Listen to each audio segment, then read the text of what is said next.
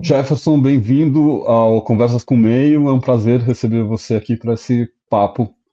Eu queria começar falando, obviamente, do Avesso da Pele, né? Primeiro que é um livro super importante que ganhou o Prêmio Jabuti, é o prêmio literário mais importante do país. Eu acho que não tem nenhum, mas também foi concorrente do Oceanos, que é um outro prêmio muito importante de língua brasileira, língua portuguesa. Mas por uma dessas coisas que a gente não consegue entender, um livro que foi designado para ser lido nas escolas, ou seja, que teve a sua pedagogia reconhecida, né, inclusive durante o governo Bolsonaro, esse ano começa a sofrer uma série de ataques, começando pelo Rio Grande do Sul, espalhando depois para Curitiba e Goiás, né? Como é que você viu esse ataque ao avesso da pele? Bom, eu vi com bastante espanto e surpreso, né? Porque foi a primeira vez que o livro foi censurado pela linguagem, né? Ou seja, o argumento que se utilizou é que era uma linguagem inapropriada para crianças e adolescentes. O livro já tinha sofrido outras tentativas de censura, mas os argumentos eram outros, né? Era porque achavam que o livro era violento, ou porque falava mal da polícia, mas nunca pela questão da linguagem inapropriada. Então, me causou bastante surpresa e toda a repercussão também que teve e o engajamento também da extrema-direita, que se utilizou também do discurso, né, das fake news para engrossar, né, o caldo aí da censura e que levou depois 3 estados, né, a recolherem os livros das escolas e bibliotecas. Então, para mim foi uma surpresa, assim, não tanto pela censura, porque isso já vinha acontecendo em certa medida, mas pelo argumento utilizado. Né?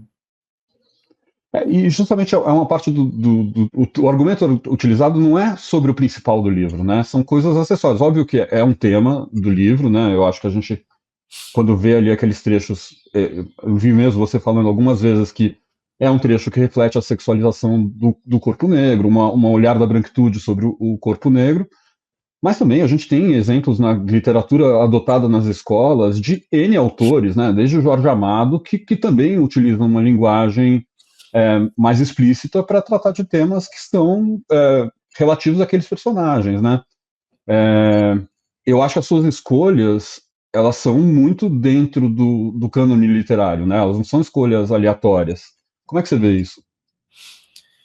Eu acho que essa relação com a censura, ela é histórica desde que a arte existe, né? Desde que a literatura existe, não é algo novo, é algo que historicamente milenarmente, ou seja, muitos anos atrás a gente já tem um histórico de livros que foram censurados, né? Sei lá, se a gente for pegar Camões, por exemplo, para a escrita da época, algumas cenas achavam que eram eróticas demais, né? Por outro lado, também, se a gente for censurar o Camões por outros tipos de imagens, né? Como ele se referia aos negros, por exemplo, a gente poderia também pegar o Camões e por que ele caracteriza o gigante Adamastor, né, como um monstro negro de cabelos crespos, né, tem toda aí também se a gente for pegar o Flaubert, por exemplo, né, Uhum. escreve Madame Bovary, né, que ele teve que se defender no tribunal para provar que aquela mulher que ele estava escrevendo não era real, né, que aí ele teve que dizer que era ele mesmo, né. Se a gente for pegar o Monteiro Lobato, né, primeiro ele foi cancelado porque trazia um tipo de literatura infantil que era meio adulta, né? Então, para a época não caiu muito bem, e aí hoje ele é cancelado pelas cenas racistas, né, que de fato existem no livro, né? Enfim, dentro da história da arte, da literatura, essa vigilância, né, do que é produzido e que não se encaixa na moral daquela época, ela é contestada, né? Isso é um fato. Agora, tem um outro imaginário, e aí eu acho que cabe mais no livro do Ziraldo do que no meu, no Menino Marrom, porque houve ali, diferente do que houve com a Vesta Pele, uma movimentação de pais, né? Esses pais que queriam decidir o que os filhos devem ler ou não, E há aí também um imaginário, uma falsa sensação de um bovarismo, né? Ou seja, de que as crianças, ao lerem determinado livro, elas serão influenciadas a tal modo que farão exatamente aquilo que está no livro. É muito uma imagem congelada, né, do papel da literatura ou da arte, né? A gente pode pensar também no Don Quixote, né, que também faz isso, né? Ele começa a ler livros de cavalaria e aí sai fazendo as aventuras que ele lia nos livros, né? Então, essa transmissão mimética, essa transmissão direta, né, é uma leitura bastante equivocada da literatura. Né? Ou seja, não é o livro que vai fazer com que uma criança, um adolescente, vá fazer o que exatamente está ali. Né? É a mesma discussão que a gente tem com os videogames, por exemplo. Né? Tem um monte de Claro. adolescente que joga jogos violentos e nem por isso saem por aí matando as pessoas. Né? Então, acho que tem uma ilusão, né, de que a arte tenha essa influência. Né? A literatura, ela age de outro modo. Né? Ela age na subjetividade e é também um desprezo pela inteligência do leitor. Né?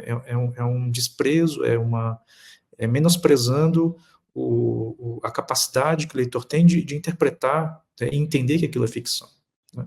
Então, acho que há uma grande confusão, e essa confusão ela vem se agravando, isso é nítido, né? Ela vem se agravando nos últimos anos, e justamente por causa também do discurso da extrema-direita. Né?